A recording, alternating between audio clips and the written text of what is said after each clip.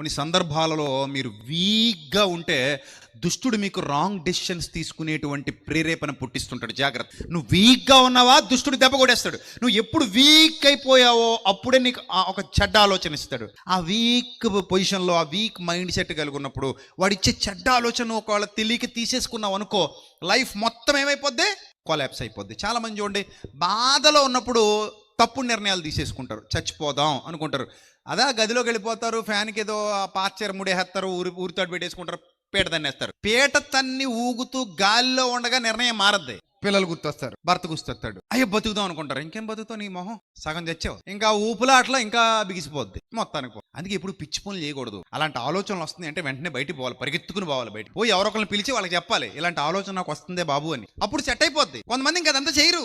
వీక్గా ఉన్నప్పుడు దుష్టుడు అటాక్ చేస్తాడు. ఇంకా వీక్ సిస్టంలో ఏదో తప్పు నిర్ణయం తీసేసుకుంటావు తొందరగా. అందుకే తొందరపాటు నిర్ణయాలు అంటారు. ఎప్పుడైనా విన్నారా ఈ పదం?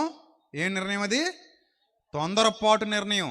అయ్యయ్యో అనవసరంగా తొందరపడిపోయిందండి, అనవసరంగా తొందరపడిపోయాడు, అయ్యో అనవసరంగా నేను ఎందుకు తొందరపడ్డాను అనుకుంటాను. ఇప్పుడు తొందర పడకముందే ఆగాలి. అందుకే వీక్గా ఉన్నప్పుడు ఏ నిర్ణయం త్వరపడి తీసుకోకూడదు.